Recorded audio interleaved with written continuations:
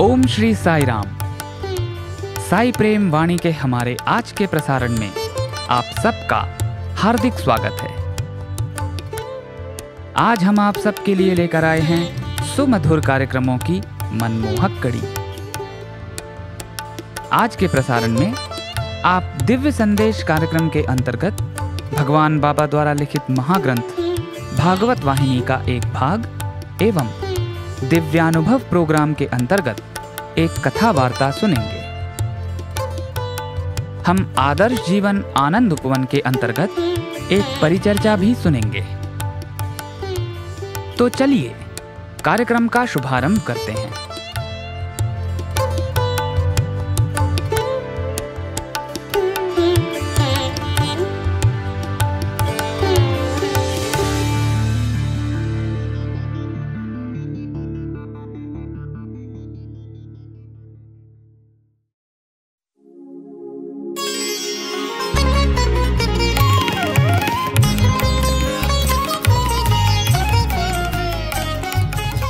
अब प्रस्तुत है दिव्य संदेश। इसके अंतर्गत भगवान बाबा द्वारा लिपिबद्ध किए गए महाग्रंथों में से एक भागवत वाहिनी का एक भाग आज हम प्रस्तुत करने जा रहे हैं। साई संदेश, दिव्य संदेश, साई संदेश।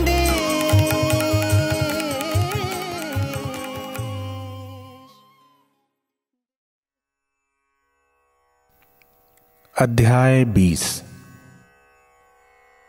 परीक्षित इस अन्याय के विरुद्ध अभियोग करता रहा।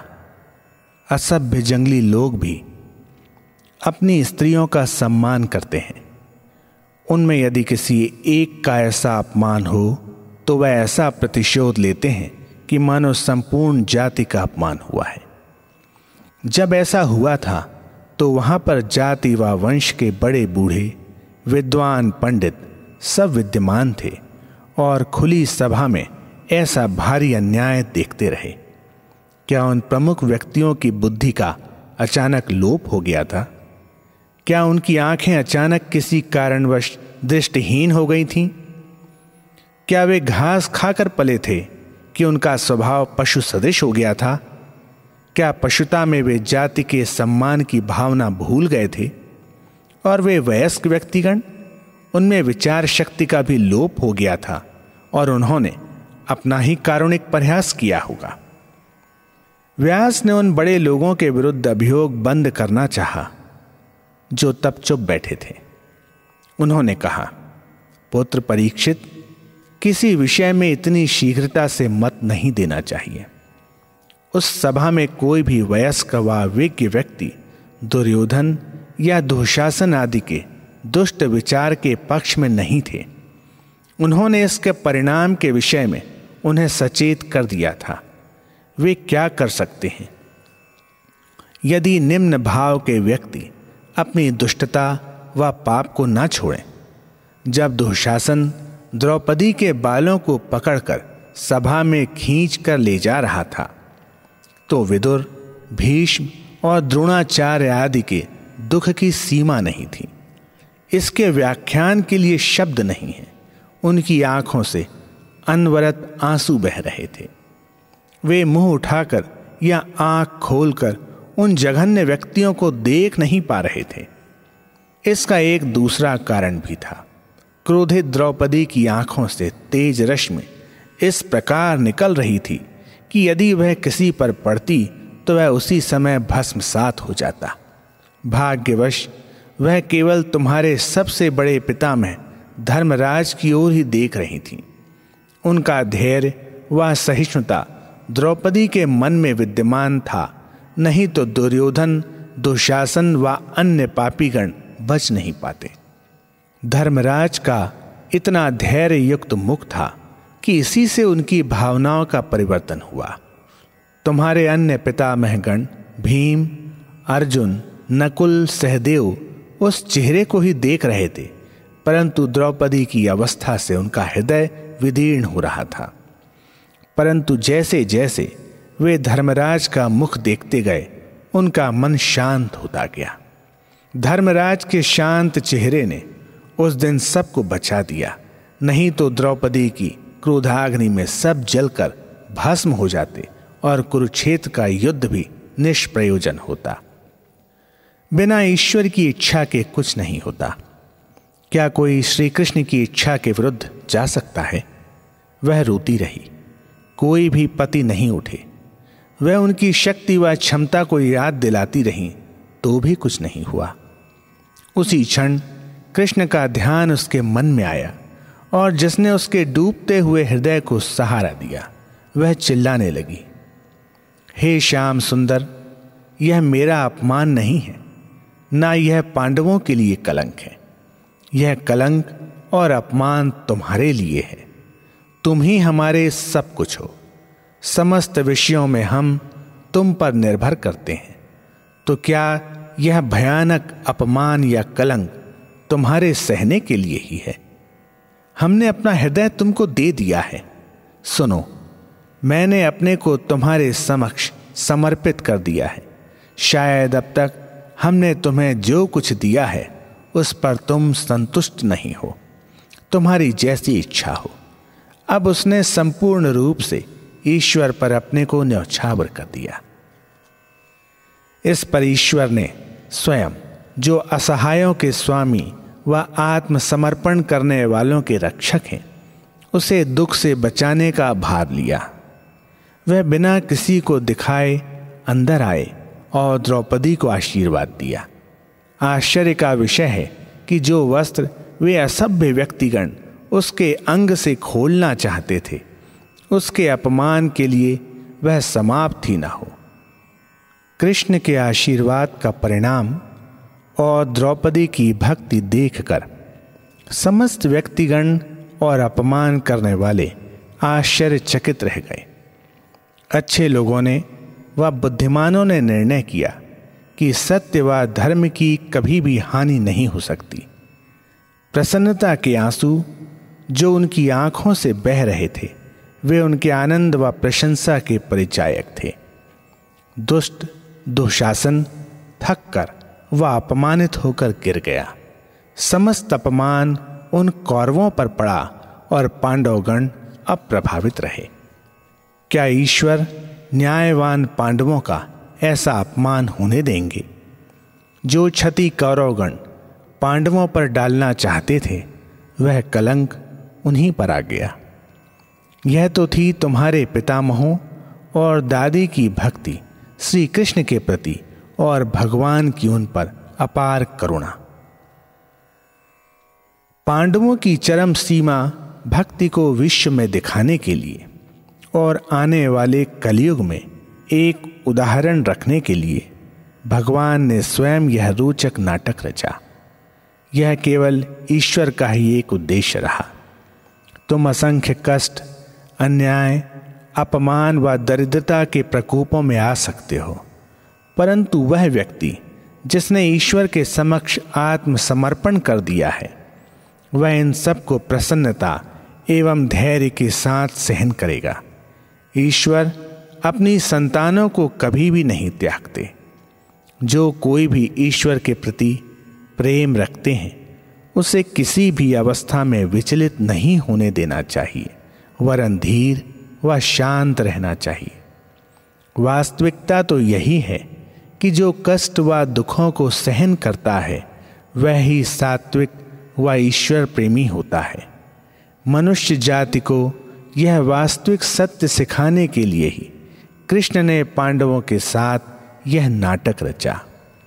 उनके जीवन की एक एक घटना उनके नाटक का एक एक दृश्य है।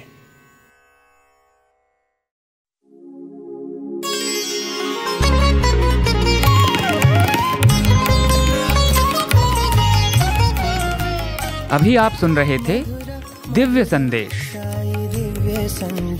आज आपने भगवान बाबा द्वारा लिपिबद्ध किए गए महाग्रंथों में से एक भागवत वाहिनी का एक भाग सुना।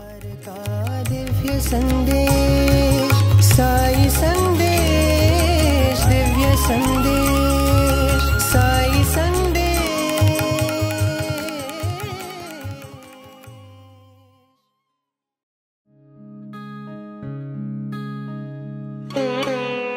भगवान बाबा कहते हैं, आज ऐसे युवाओं की आवश्यकता है जो त्याग के लिए सहज तैयार हैं। यही नहीं, ऐसे साहसी युवाओं की आवश्यकता है जो घट घट व्याप्त दिव्यता की उद्घोषणा सारी दुनिया में कर सकें। ऐसे युवाओं की आवश्यकता है जो अन्याय और अनाचार से उत्पन्न विषम परिस्थितियों में हिम्मत से संघर्ष कर सकें।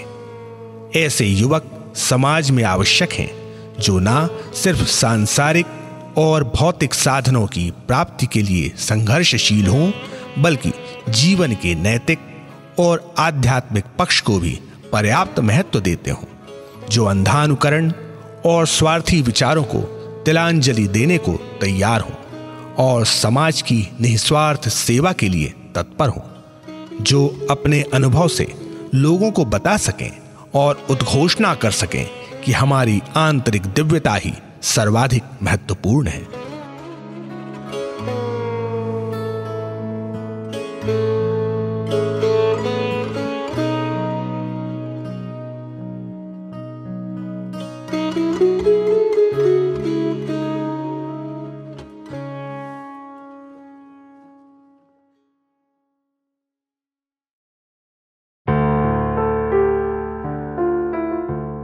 अब प्रस्तुत है हमारा प्रोग्राम दिव्यानुभव।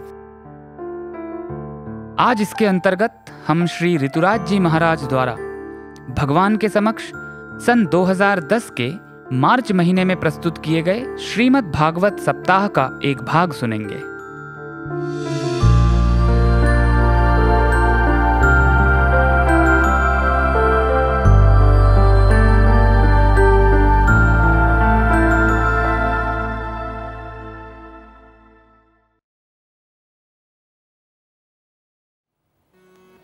श्रीमन्नारायण नारायण नारायण, श्रीमन्नारायण नारायण नारायण, श्रीमन्नारायण नारायण नारायण, श्रीमन्नारायण नारायण नारायण, हरि नारायण भज नारायण, हरि नारायण भज नारायण, बद्री नारायण लक्ष्मी नारायण, बद्री नारायण लक्ष्मी नारायण,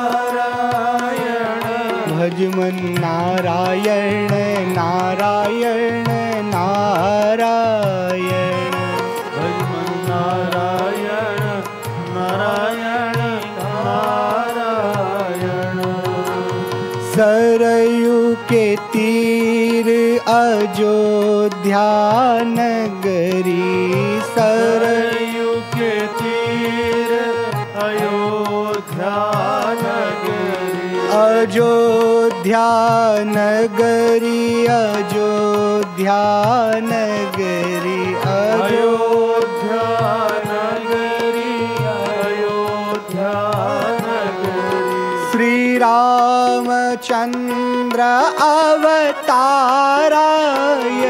श्री रामचंद्र अवतारायण, राजा रामचंद्र अवतारायण, राजा रामचंद्र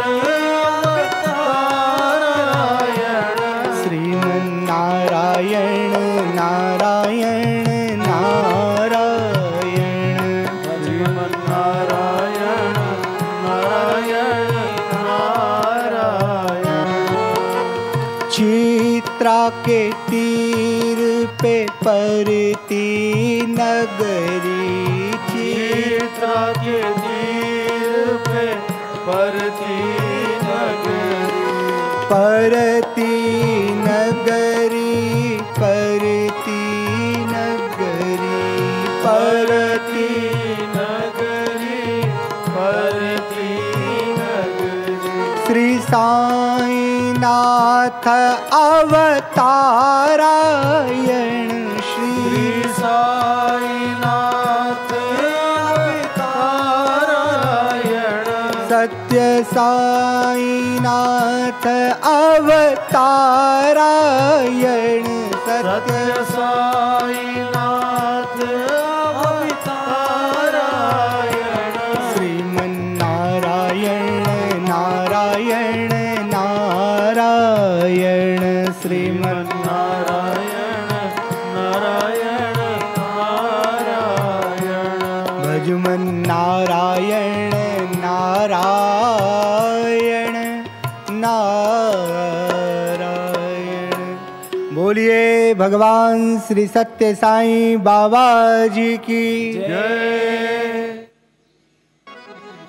तो महाराज ऋषभदेव जी महाराज तो बस बहुत बड़े सम्राट बने, 100 पुत्र हैं और 100 पुत्रों को एक दिन बुलाया ऋषभदेव जी ने और कहा महत्सेवाम दुराधर्षाम, बेटा सदैव सेवा करो, सत्कर्म करो, प्रशंसा सुनने के आदि मत बनो और सुनो, भगवान के चरणों का निरंतर स्मरण रखो। तो महाराज ऋषभदेव अपने पुत्रों को जो बोध दे रहे हैं वो ये कह रहे हैं कि महत्सेवा दुराधर्षाम, खूब सेवा करो, खूब सत्कर्म करो, दान देते समय दृष्टि को नीचे रखो और बेटा कभी भी कोई याचक दरवाजे से लौटे ना, बेटा कभी किसी का अपमान मत करना, कभी कुछ ऐसे शब्द मत कहना जिस तुम राजा बनोगे, तुम लोग पूरी पृथ्वी के स्वामी बनोगे, इसलिए ध्यान रखना, विद्वानों का आदर करना, सामान्य जनों का सम्मान करना, बुजुर्गों का सम्मान करना और बेटा अपनों को कभी भूलना मत। और जब भी जीवन में भगवान से प्रार्थना करनी हो तो यही प्रार्थना करना, क्या बाबा इन चरणों की, स्वामी इन चरणों की, बाबा इस चरणों की, स्वामी इस चरणों की, साईं चरणों की, स्वामी चरणों की, साईं धूल जो मिल जाए, स्वामी इस चरणों की, बाबा इन चरणों की, गर धूल जो मिल जाए, सच कहता हूँ मेरी, सच कहता हूँ मेरी, तकदीर बदल जाए, स्वामी इन चरणों की, बाबा इन चरणों की, गर धूल जो मिल जाए, बाबा इन चरणों की, गर धूल जो मिल जाए, सच कहता हूँ मेरी, सच कहता हूँ मेरी, तकदीर बदल जाए, बाबा इन चरणों की, स्वामी इन चरणों की। बस एक ही इच्छा है प्रभु, कभी आपके चरण विस्मृत ना हो। बाबा मेरे जीवन की बस एक तमन्ना है। कौन सी तमन्ना? कि तुम सामने हो मेरे, चाहे दम ही निकल जाए, आप मेरे सामने रहो, और फिर चाहे मेरे प्राण भी निकल जाएं तो कोई समस्या नहीं है। भरत जी महाराज ऋषभदेव जी के सबसे बड़े पुत्र ऋषभदेव जी वन जाने के पूर्व भरत को राजा बनाकर गए। अब भरत राजा बन गए हैं, ऋषभदेव जी अवधूत बनकर वन में विचरण कर रहे हैं और वनाग्नि से उनका देह भस्मीभूत हुआ। अब भरत जी की कथा आती है। भरत जी महाराज बड़े धार्मिक आध्यात्मिक विद्वान पुरुष हैं। भरत जी ने बड़ा लंबा राज्य किया। लंबा राज्य किया, फिर वार्धक्य आया। अपने पुत्र को राज्य देने के बाद भरत जी महाराज गंडकी के किनारे आश्रम बनाकर भगवान बाबा का भजन करने लगे। रोज 1000 माला फेरते हैं, 24 घंटे बस भगवत चिंतन करते हैं। कठोपनिषद में यम महाराज नचिकेता को कहते हैं, यम यानी यम देवता नहीं, केवल यम का अर्थ गुरु भी होता है। गुरु वही मृत्यु, गुरु भी एक तरह की मृत्यु है। क्यों? क्योंकि गुरु शिष्य के दोषों को मारता है, गुरु शिष्य के अज्ञान को मारता है, गुरु शिष्य के अविवेक को मारता है, इसीलिए गुरु मृत्यु है। गंडकी के किनारे भरत जी महाराज बड़े आराम से भजन करते हैं। देखिए, मोह निशा जग सोव निहारा, देखा ही स्वप्न अनेक प्रकारा। एक दिन एक घटना घटती है कि गर्भवती हिरणी के पीछे एक सिंह पड़ता है। और सिंह जब गर्भवती हिरणी के पीछे पड़ता है तो वो गर्भवती स्त्री नदी के उस पार जैसे ही कूदने के लिए आती है, गर्भपात हो जाता है। हिरणी उस पार जाकर मर जाती है, बच्चा नदी में गिर जाता है। और उस समय भरत जी देखते हैं कि हिरणी का छोटा सा बच्चा नदी में बह ना जाए, तो वे तुरंत नदी में कूदकर उस हिरणी के बच्चे को बाहर निकालते हैं और निकालकर अपने आश्रम में लेकर आते हैं, है ना। पहले गऊ पाली जाती थी, अब लोग श्वान पालते हैं। बताओ, गोविंद आए और उनके बिस्किट आप देखो। इंसानों के बच्चों को गांव में ऐसे बिस्किट नहीं मिल रहे हैं जो बिस्किट उनको मिल रहे हैं। एक घर में हम गए तो हमने देखा कि बड़े अच्छे डब्बे रखे हैं। हमने कहा, ये बिस्किट आप लेते हैं? बोले नहीं नहीं, ये तो जिमी के लिए है। हमारे जिमी, धन्य है तेरे भाग्य को। अंतमति सोगति, अंत में यदि भगवान का चिंतन करोगे तो भगवान की प्राप्ति होगी, और अगर इधर उधर का चिंतन करोगे तो साई राम साई राम। अब भरत जी ने इस हिरण के शिशु को ले आए, अब उसे घास खिला रहे हैं। सर्दी के दिनों में उसे उड़ाकर सुला रहे हैं, उसे रोज स्नान भी कराते हैं, उसका पूरा पूरा ध्यान रखते हैं। ये यहां हिरण का बच्चा पालने नहीं आए हैं, मानवता जरूरी है, उसे बचा दिया, फिर छोड़ देना चाहिए था थोड़ा बड़ा होने के बाद। ये यहां भगवत भजन करने आए हैं। गंगा तीरे हिमगिरी शिलाबद्य पद्यासनस्य ब्रह्म ध्यानाभ्यसन विधिना योग निद्राम गतस्य। ये यहां आए हैं दैवीय अभ्यास के लिए, दैवीय प्रयोजन के लिए, लेकिन तो रास्ता ही भटक गए। जाना कहां था, जा कहां रहे। एक बार एक मौलाना जी नमाज पढ़ रहे थे। एक स्त्री का पति परदेश से आया था। पहले परदेश जाना बड़ी दुख की बात मानी जाती थी, अब तो कोई देश में रहना ही नहीं चाहता, सब विदेश जाना चाहते हैं। हमारे यहाँ की सारी प्रतिभाएं भारत के बाहर जाना चाहती हैं, देश का संवर्धन नहीं चाहते, राष्ट्र का संवर्धन नहीं चाहते, सब बाहर जाना चाहते हैं।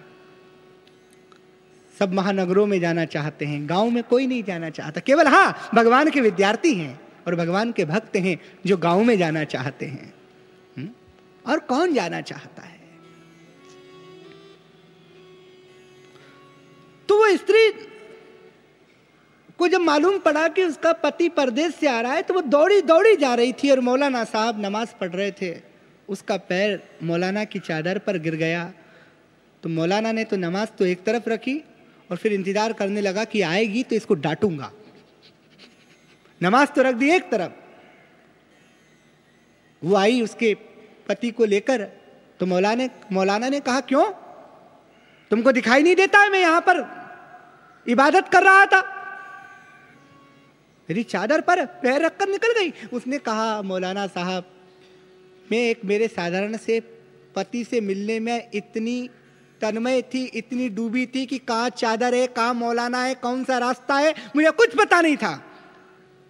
और तुम जगतपति की आराधना कर रहे थे तो भी तुम्हें यह ध्यान था कि चादर कहाँ है और पैर किसने रखा?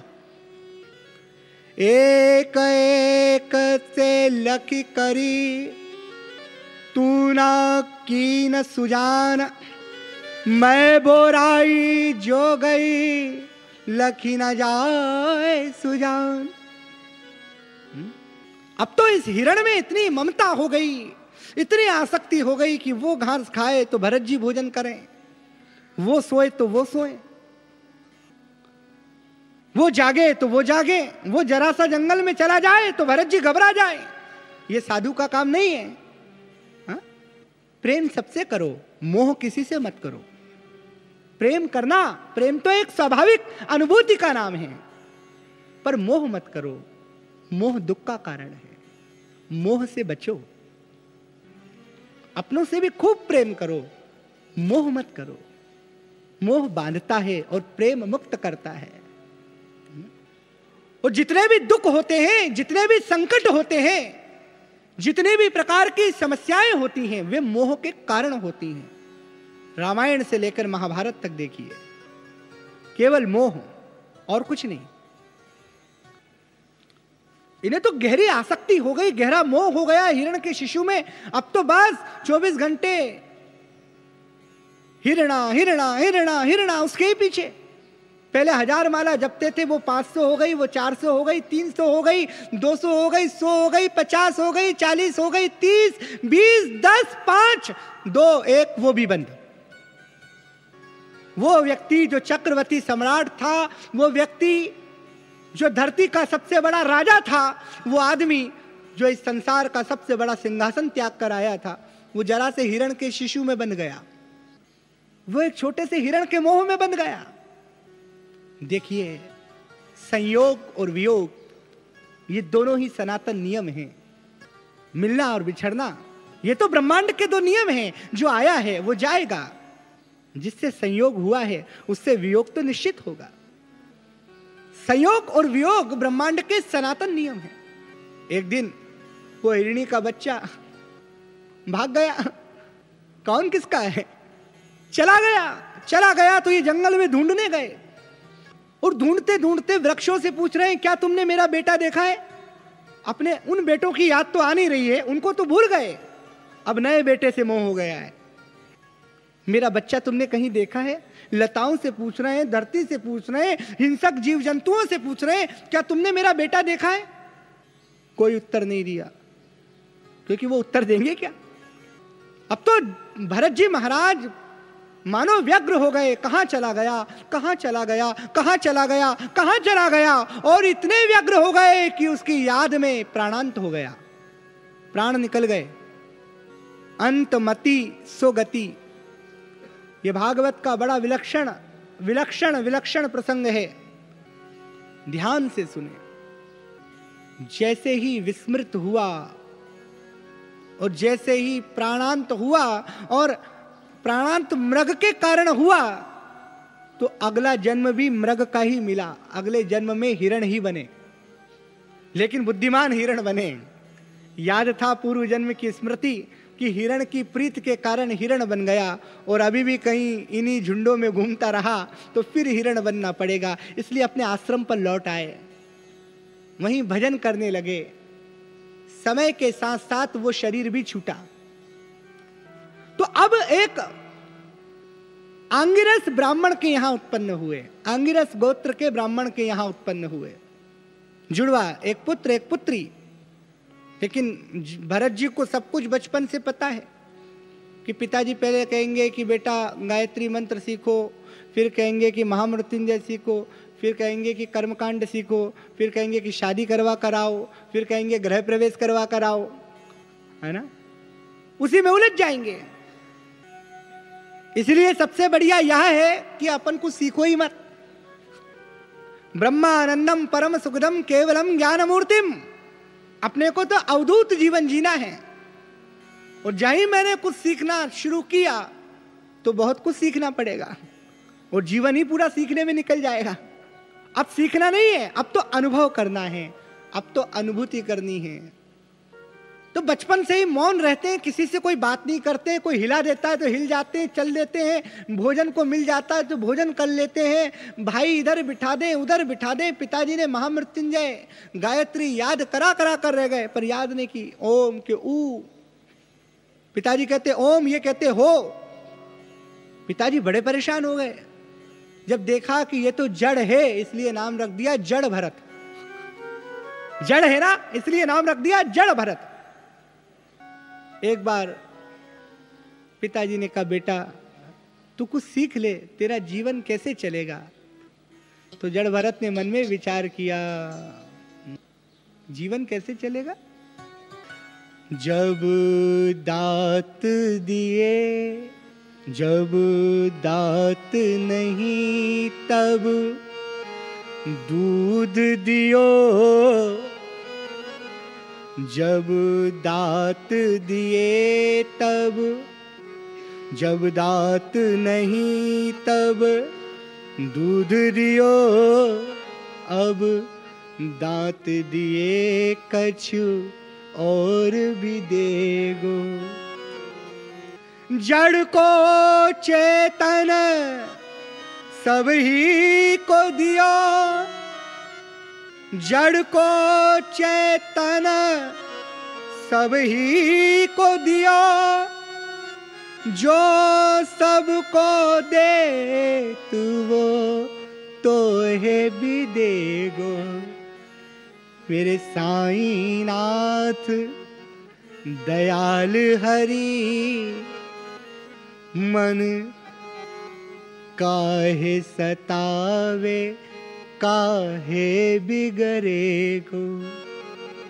अरे मन क्यों सता रहा है, क्यों बिगड़ रहा है। जब दांत नहीं थे तो दूध दिया था, अब दांत दिए हैं तो कुछ और भी देगा।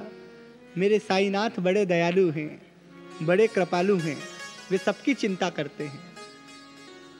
समय आया और जड़भरत के पिताजी का प्राणांत हो गया। अब जड़भरत जी को भाइयों ने खेत पर रखा। अब जड़भरत जी महाराज खेत पर गए तो उनने कहा राम जी की बगिया है और राम जी की बगिया है और राम राम खेत होत है। राम जी की बगिया है और खेत में जो भी कुछ, इस बगिया में जो भी कुछ हो रहा है सब राम जी का है। खेत में भाई किसान एक सावधानी रखते हैं। किसान क्या सावधानी रखते हैं कि भाई खेत में पक्षी आ जाएं तो भगाते हैं, पुतला बना देते हैं। घर का एक व्यक्ति उस समय खेत पर निगरानी में रहता है, क्योंकि किसान के पास जो फसल है उसी का पैसा आता है, कोई महीने की तनख्वाह तो उसको मिलती नहीं है। तो घर वालों ने इनको बिठा दिया। पिताजी तो शांत हो गए हैं, भाइयों ने, सौतेले भाइयों ने इनको बिठा दिया। अब भाई भी क्या करें, बिठा दिया तो उनने सोचा कि राम जी की बगिया, राम जी का खेत, राम जी के पक्षी चुगने दो।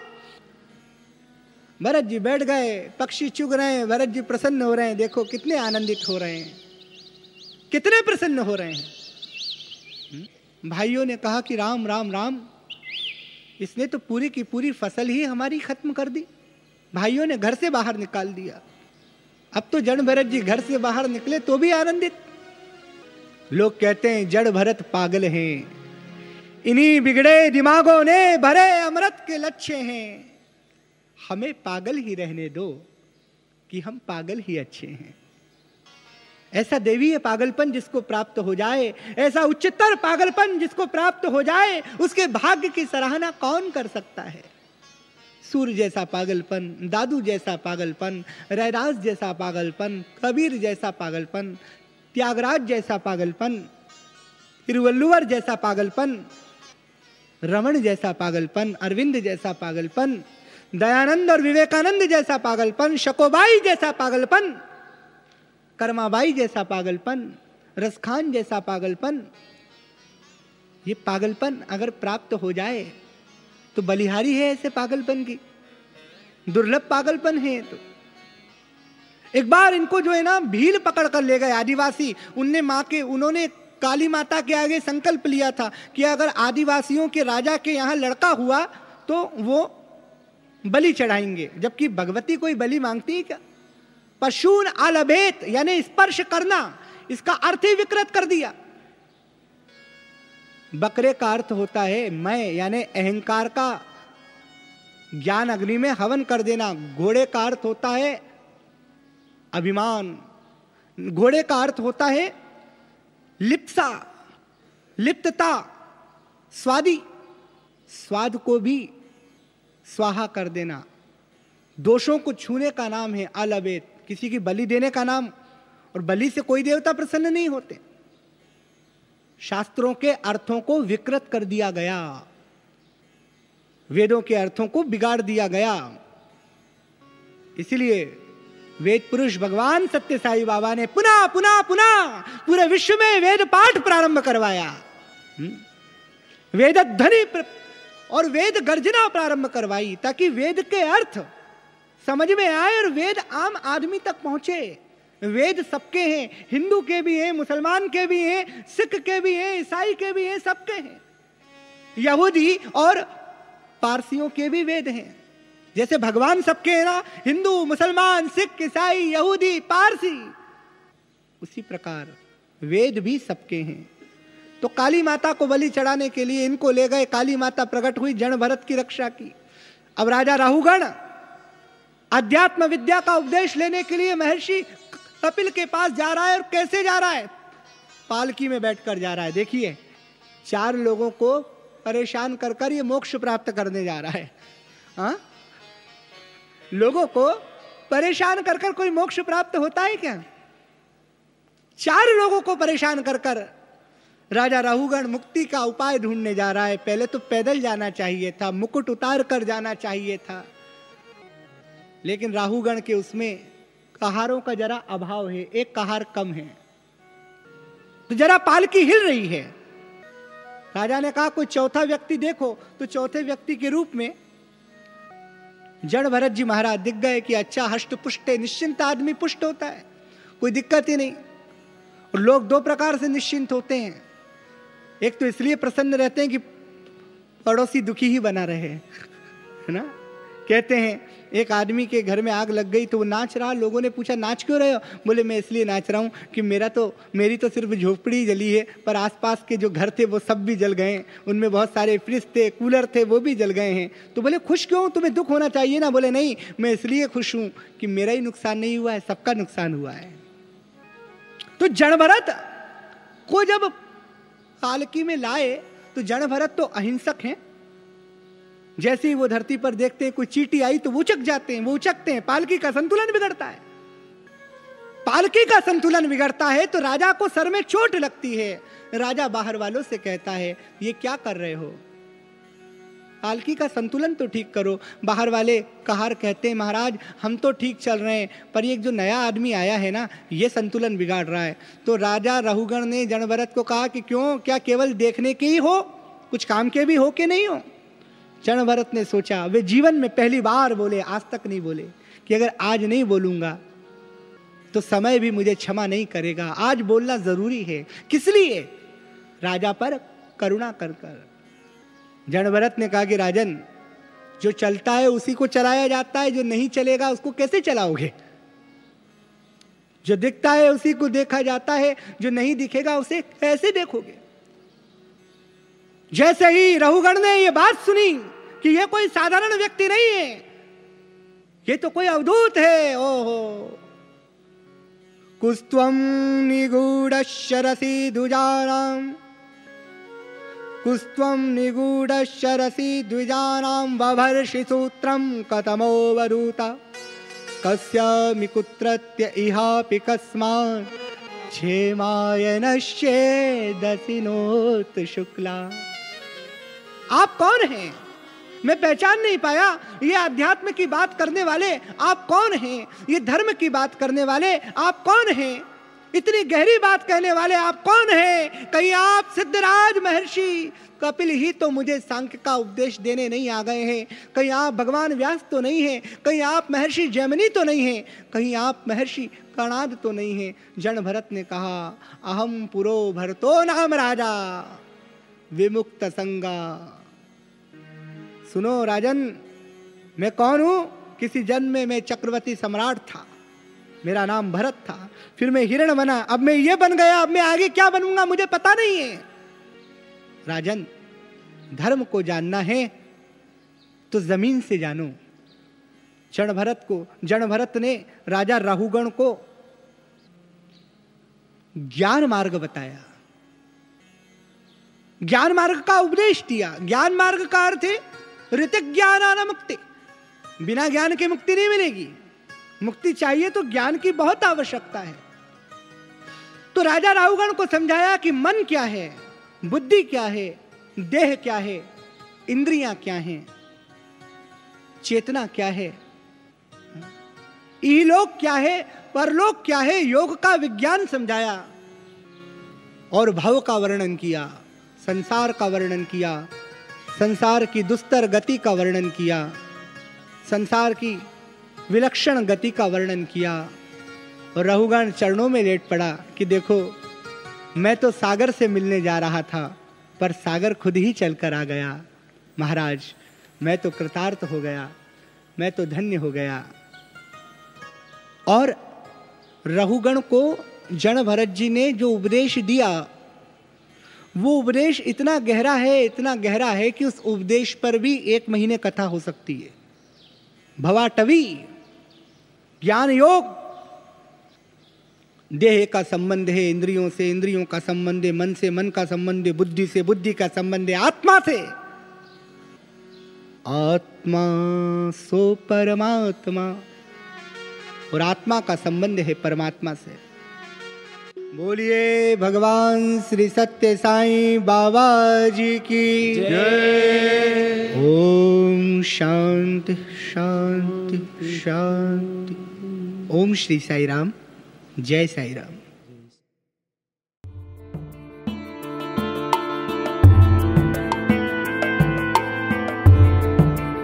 अभी आप सुन रहे थे हमारा दिव्यानुभव प्रोग्राम। आज इसके अंतर्गत आपने श्री ऋतुराज जी महाराज द्वारा भगवान के समक्ष सन 2010 के मार्च के महीने में प्रस्तुत किए गए श्रीमद् भागवत सप्ताह का एक भाग सुना।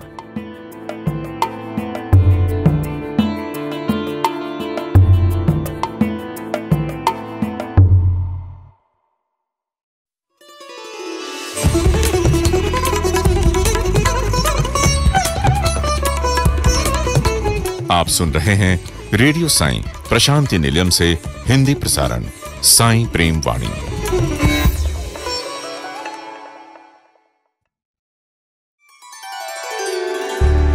अब प्रस्तुत है हमारा आदर्श जीवन आनंद उपवन कार्यक्रम।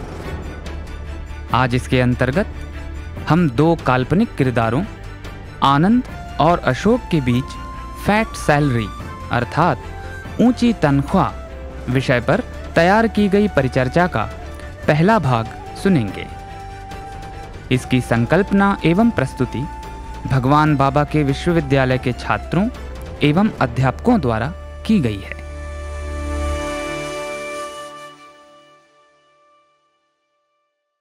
साईराम अशोक, तुम कुछ खोए खोए से लग रहे हो, क्या बात है? साईराम आनंद, मैं संसार में हो रही इस उलट पलट को देखकर आश्चर्यचकित सा हो रहा हूं। आनंद। अशोक, वास्तव में तुम्हारा ऐसा कहने का मतलब क्या है? क्या तुमने देखा समाचार पत्रों ने देश के एक मशहूर बिजनेस स्कूल को लेकर कैसा हंगामा मचा रखा है? आनंद, तुम्हारा मतलब फैट सैलरीज को लेकर फैल रही अफवाहों से है क्या? हाँ आनंद, एक परीक्षार्थी को $1,50,000 सालाना की सैलरी ऑफर की गई है और 5 दूसरों को 1,50,000 से 1 लाख के बीच सालाना की। सच में?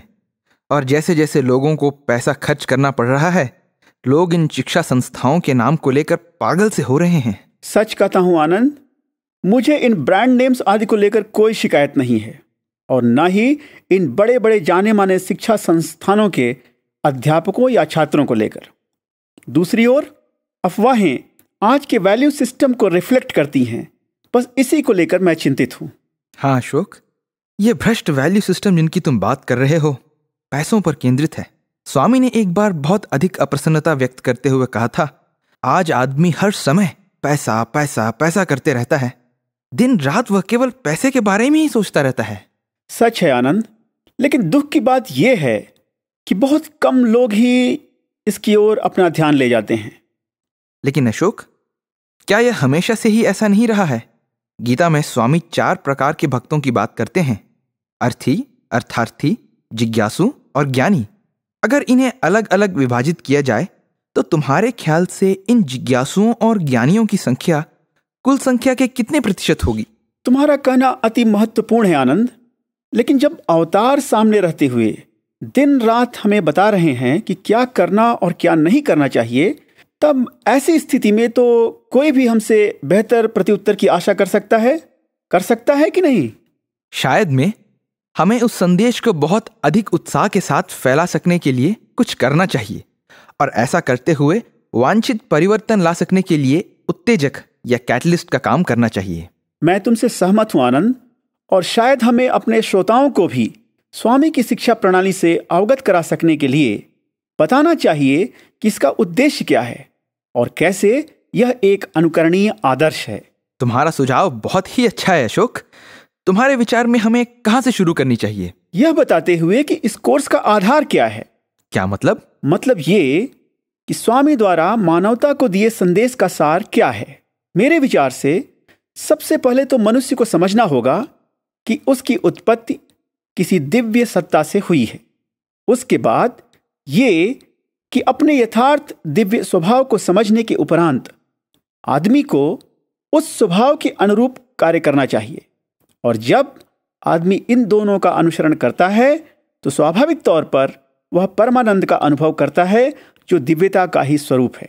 1 मिनट ठहरो अशोक, और मुझे ये बतलाओ कि क्या मेरा ये कहना सही होगा कि इस संदर्भ में स्वामी की शब्दावली में जो शब्द हैं वे हैं आत्मविश्वास, आत्मधर्म और आत्मतृप्ति? बिल्कुल सच। और मैं सोचता हूं कि हमें यहीं से अपनी आज की बात को आगे बढ़ाना चाहिए। चलो मान लेता हूं, तो अब तुम ही इसे आगे बढ़ाओ। सबसे पहले तो हमें अपने श्रोताओं के लिए यह स्पष्ट कर देना होगा कि ये शब्द न तो व्यर्थ अनर्गल शब्द हैं और न ही संस्कृत के गूढ़ अर्थों वाले शब्द हैं। ये शब्द भगवान के अपने शब्द हैं। मेरे ख्याल में स्वामी ने इन शब्दों का अर्थ भी समझाया है। इतना ही नहीं, स्वामी ने आत्मधर्म के अनुसरण और आत्मसंतोष के अनुभव आदि का विधान भी अपने जीवन के माध्यम से प्रदर्शित कर दिखाया है। आनंद, अशोक, क्या तुम नहीं सोचते कि हमें अपने श्रोताओं के लिए इन शब्दों का वास्तविक अर्थ समझा देना चाहिए? मैं तुमसे सहमत हूं आनंद, और अब मैं वही करने भी जा रहा हूं। मैं आत्मविश्वास से शुरुआत करता हूं। अंग्रेजी में इसका अनुवाद सेल्फ कॉन्फिडेंस होता है। मुझे डर है कि यह इसका अपूर्ण अनुवाद है, बल्कि मैं तो यहां तक कहूंगा कि यह इसका गलत भ्रांतपूर्ण अर्थ देता है।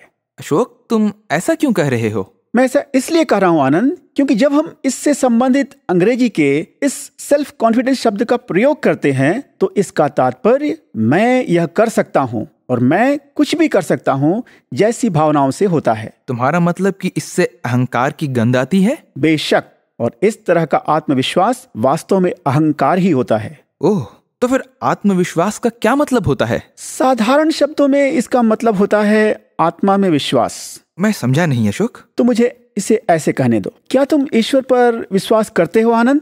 क्यों नहीं, ईश्वर पर विश्वास तो मैं करता ही हूँ, लेकिन तुम्हारा ऐसा पूछने का मतलब क्या है? नाराज न हो आनंद, मैं तो तुम्हें केवल आत्मविश्वास का मतलब समझाने की कोशिश कर रहा था।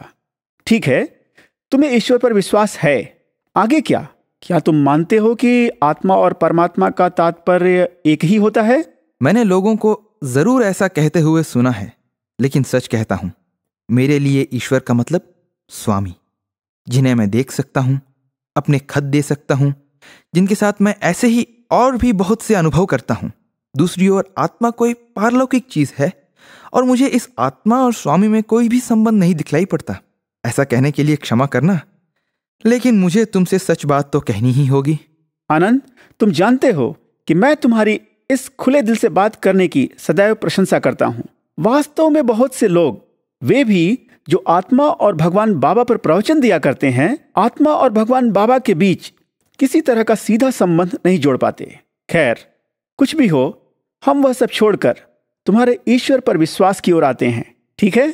ठीक है। तो ठीक है, तुम्हें ईश्वर या स्वामी पर पूरा पूरा विश्वास है। अब मान लो तुम्हें कोई कठिन काम सौंपा गया है। तुमसे कोई पूछता है, क्या तुम्हें विश्वास है कि तुम इस कार्य को पूरा कर सकोगे? तुम जानते हो कि एक अहंकारी व्यक्ति जिसे अपनी योग्यताओं पर बड़ा घमंड है, इसका क्या उत्तर देगा आनंद? मैं जानता हूं, वह यही कहेगा कि यह तो कोई समस्या नहीं है, यह तो मेरे बाएं हाथ का खेल है। सच, वह ऐसा ही कहेगा, और यही अंदर से बोलता हुआ अहंकार है। लेकिन एक आदमी जिसे भगवान पर विश्वास है और जो भगवान के चरणों में शरणागत हो गया है, इसके एकदम विपरीत उत्तर देगा। अशोक, वो क्या कहेगा? वो कहेगा कि मैं तो केवल निमित्त मात्र हूं। यह उनकी महानता है कि उन्होंने मुझे इसके लिए चुना। मुझे पूरा विश्वास है कि वे मुझे मार्गदर्शन कराएंगे और इस कार्य को पूरा कर सकने के लिए वांछित शक्ति और साधन प्रदान करेंगे। कुछ भी हो, इस विवेचन विश्लेषण का अंतिम परिणाम यही है कि मैं नहीं, ईश्वर ही सच्चा करता है। दोस्त, दोनों प्रत्युत्तरों में जमीन और आसमान का अंतर है। बाय द वे, इसका तो जरूर कोई कारण होगा कि लोग आत्मविश्वास का अनुवाद सेल्फ कॉन्फिडेंस लेते हैं। है आनंद, जरूर है। तुम देखो, आध्यात्मिकता में दो तरह के सेल्फ हैं। अशोक, मैं समझा नहीं। धीरज रखो आनंद, धीरज रखो। मैं वही बताने जा रहा हूँ।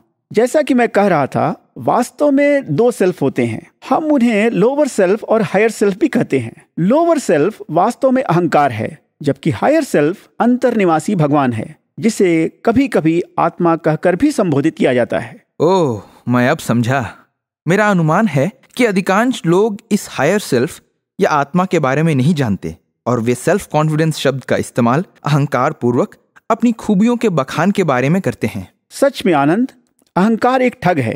इसमें अपनी कोई योग्यता नहीं होती। जिन योग्यताओं की हम सेखी बघारते हैं, वे वास्तव में हमें हमारे अंदर निवास करने वाले ईश्वर से ही मिलती हैं। सच में? लेकिन ऐसा मान लेना थोड़ा कठिन सा लगता है। ठीक है, अब इस तर्क को लो। मान लो कि तुम एक अच्छे गेंदबाज हो और इसे अपनी योग्यता मानते हो, लेकिन पाचन शक्ति के बारे में तुम्हारा क्या कहना है? क्या तुम्हारा इस पर भी कोई नियंत्रण है? तुम्हारा पेट भोजन कैसे पचाता है? ओह, वो तो अनेकों आंतरिक अंगों से निकलने वाले अम्ल या एसिड आदि की सहायता से होता है।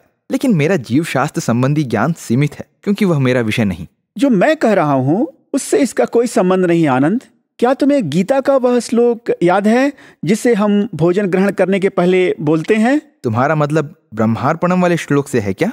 हाँ, और क्या मैं तुमसे पूछ सकता हूँ कि इसका दूसरा पद क्या है? तुम उसकी बात कर रहे हो जिसकी शुरुआत हम वैश्वानरों से होती है? हाँ, वही। क्या कृष्ण ने कहा नहीं है कि ग्रहण किए जाने वाले भोजन को वे ही पचाते हैं? बल्कि गीता में एक और जगह उन्होंने एकदम स्पष्ट कर दिया है कि प्रोत्साहन आदि भी वही प्रदान करते हैं। मेरे ख्याल से तुम यह कहना चाह रहे हो कि मानव शरीर का अस्तित्व है, वह चलता फिरता और कार्य करता है केवल इसलिए कि भगवान उसके भीतर हैं। अब तुम समझ गए आनंद। यह भीतर निवास करने वाला ईश्वर ही वास्तविक अहम है, जबकि अहंकार केवल एक ठग है। समस्या यह है कि अधिकांशतः हम अहंकार और वास्तविक अहम को लेकर भ्रांत से हो जाते हैं। एक मिनट रुको जरा, मुझे यहाँ तुमसे एक प्रश्न करना है। पूछो, क्या प्रश्न है? मुझे अपने अंदर से एक आवाज आती सुनाई पड़ती है। अब मैं यह कैसे जानूं कि यह मेरा अहंकार बोल रहा है या मेरा वास्तविक अहम? बहुत ही अच्छा प्रश्न आनंद। यही सवाल किसी ने स्वामी से कोडाईकनाल में किया था। तो ये बताओ कि स्वामी ने इसका जवाब क्या दिया? स्वामी ने तुरंत तो इसका कोई जवाब नहीं दिया आनंद, लेकिन एक सयाने वक्ता को बोलने के लिए कहा, क्योंकि स्वामी इस वक्ता को इस प्रश्न का उत्तर बहुत सालों पहले उसके द्वारा पूछे एक प्रश्न के समाधान के रूप में दे चुके थे। तो फिर ये बताओ कि इस वक्ता ने कहा क्या? बस इतना ही कि जब आदमी का अहंकार बोलता है तो उसकी वाणी में भिन्नता दिखलाई देती है और यह प्रायः कार्य के बहुत से विकल्प देता है जिनमें से हर स्वार्थपूर्ण ही रहता है। लेकिन जब वास्तविक अहम या आत्मा, तुम चाहे इसे जिस नाम से भी पुकारो, बोलती है तो उसमें कहीं स्वार्थ का नामो निशान नहीं रहता है। वहां तो केवल पवित्र प्रेम और मात्र एक विकल्प होता है। अशोक, तुम्हारा कहना अर्थपूर्ण है, लेकिन एक मिनट रुको। कहीं ऐसा तो नहीं कि हम अपनी चर्चा के आरंभ में जिस विषय को लेकर चले थे उससे दूर निकल गए हों?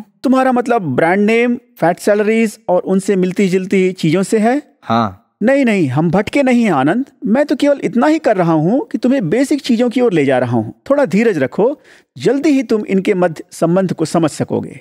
फिर ठीक है, आगे क्या?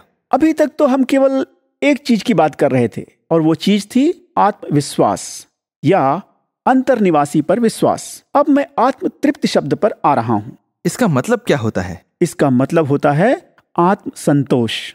मेरे विचार में यहाँ भी यह सेल्फ शब्द दो अर्थ रखता है। सच में, और इस सेल्फ से हमेशा हमारा तात्पर्य हायर सेल्फ या अंतर में निवास करने वाले वास्तविक सेल्फ से ही होगा। मैं मानता हूँ, लेकिन जब यह सेल्फ या आत्मन तुम्हारे कहने अनुसार रियल सेल्फ की ओर इशारा करता है तो फिर आत्म संतुष्टि का क्या मतलब हुआ? ये तो सरल सी चीज है आनंद। याद करो, मैंने कहा था कि रियल सेल्फ सर्वत्र और सब में विद्यमान भगवान का ही दूसरा नाम है। तुम्हारी बात मेरी समझ में नहीं आ रही है। एक छोटा सा उदाहरण देता हूँ। मान लो एक संगीतज्ञ या गायक है। एक विशेष दिन जब वह एकदम अकेला है, घंटे 2 घंटे जी भर के गाना गाता है, वहां सुनने वाला कोई नहीं होता, लेकिन गाने के अंत में वह अपने पूरे जोश में आ जाता है। क्या तुम जानते हो ऐसा क्यों होता है आनंद? नहीं, तुम ही बताओ।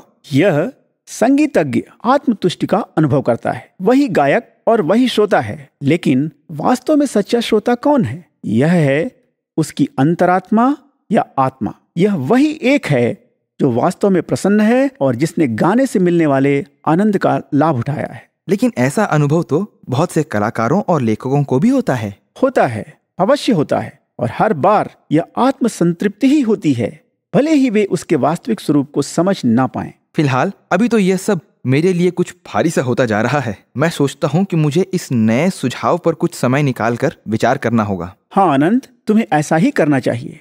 लेकिन एक बात तो मुझे कहनी होगी कि यह सुझाव किसी भी दृष्टिकोण से नया नहीं है। यह सदियों शताब्दियों पुराना है। खैर, कुछ भी हो, हमें अपने विषय पर वापस आ जाना चाहिए और बच्चों के कानों में फैट सैलरीज आदि जैसी दोनों असाधारण शब्दों की भनक डाल सकने के लिए इनके बीच लिंक स्थापित करने का प्रयास करना चाहिए। हाँ, ऐसा करना ही अच्छा होगा। उस स्तर पर मैं इसे अच्छी तरह से समझ सकूंगा।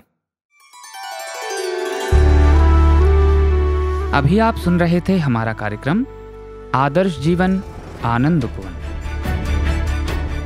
आज आपने 2 काल्पनिक किरदारों आनंद और अशोक के बीच फैट सैलरी अर्थात ऊंची तनख्वाह विषय पर तैयार की गई परिचर्चा का पहला भाग सुना। इसकी संकल्पना एवं प्रस्तुति भगवान बाबा के विश्वविद्यालय के छात्रों एवं अध्यापकों द्वारा की गई थी।